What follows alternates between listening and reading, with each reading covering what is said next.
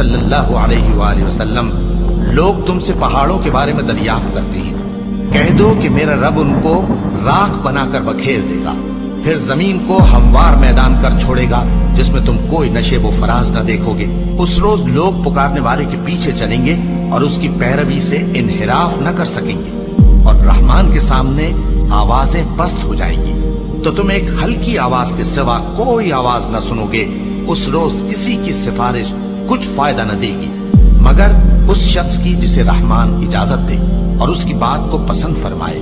جو کچھ ان کے آگے ہے اور جو کچھ ان کے پیچھے ہے وہ اس کو جانتا ہے، اور وہ اپنے علم سے اللہ کے علم کا احاطہ نہیں کر سکتے۔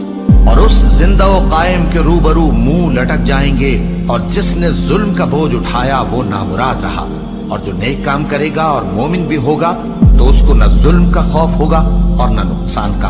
اور ہم نے اس کو اسی طرح کا قرآن عربی نازل کیا ہے، اور اس میں طرح طرح کے ڈراوے بیان کر دیے ہیں تاکہ لوگ پرہیزگار بنیں یا اللہ ان کے لیے نصیحت پیدا کر دے۔ تو اللہ جو سچا بادشاہ ہے، عالی قدر ہے، اور قرآن کی وحی جو تمہاری طرف بھیجی جاتی ہے اس کے پورا ہونے سے پہلے قرآن کے پڑھنے میں جلدی نہ کیا کرو، اور دعا کرو کہ میرے پروردگار مجھے اور زیادہ علم دے۔ اور ہم نے پہلے آدم سے عہد لیا تھا مگر وہ اسے بھول گئے، اور ہم نے ان میں ارادے کی پختگی نہ پائی۔ اور جب ہم نے فرشتوں سے کہا کہ آدم کے آگے سجدہ کرو تو سب سجدے میں گر پڑے مگر ابلیس نے انکار کیا۔ اس پر ہم نے فرمایا کہ آدم، یہ تمہارا اور تمہاری بیوی کا دشمن ہے، تو یہ کہیں تم دونوں کو بہشت سے نہ نکلوا دے، پھر تم تکلیف میں پڑ جاؤ۔ یہاں تم کو یہ آسائش ہے کہ نہ بھوکے رہو نہ ننگے، اور یہ کہ نہ پیاسے رہو اور نہ دھوپ کھاؤ۔ پھر شیطان نے ان کے دل میں وسوسہ ڈالا اور کہا کہ آدم، بھلا میں تم کو ایسا درخت بتاؤں جو ہمیشہ کی زندگی کا باعث ہو اور ایسی بادشاہت کہ کبھی زائل نہ ہو؟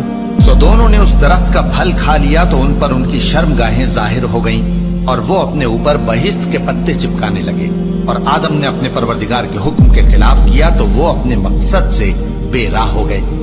پھر ان کے پروردگار نے ان کو نوازا تو ان پر مہربانی سے توجہ فرمائی اور سیدھی راہ بتائی۔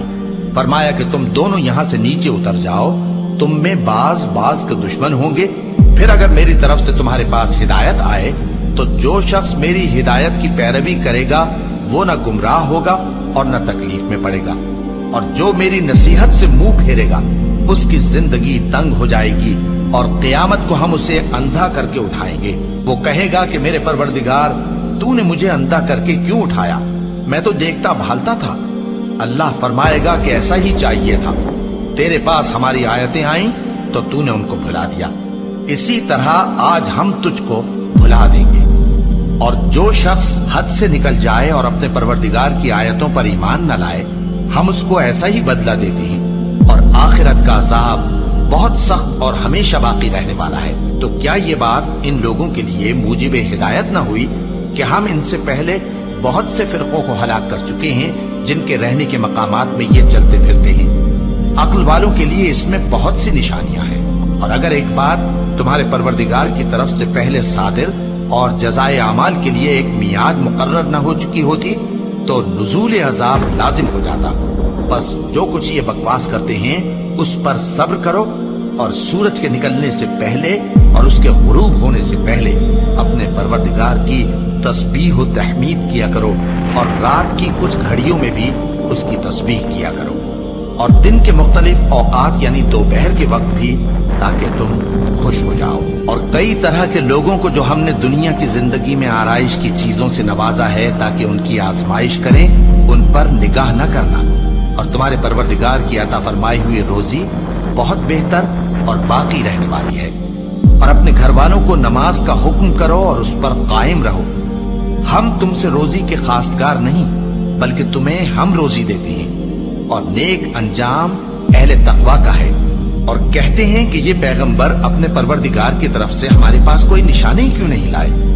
کیا ان کے پاس پہلی کتابوں کی نشانی نہیں آئی؟ اور اگر ہم ان کو پیغمبر کے بھیجنے سے بیشتر کسی عذاب سے ہلاک کر دیتے تو یہ کہتے کہ اے ہمارے پروردگار، تو نے ہماری طرف کوئی پیغمبر کیوں نہ بھیجا کہ ہم ذلیل اور رسوا ہونے سے پہلے تیرے احکام کی پیروی کرتے۔ کہہ دو کہ سب نتائج اعمال کے منتظر ہیں، सो तुम भी मुंतजिर रहो, अनकरीब तुमको मालूम हो जाएगा कि दीन के सीधे रास्ते पर चलने वाले कौन हैं और जन्नत की तरफ राह पाने वाले कौन हैं, हम या तुम।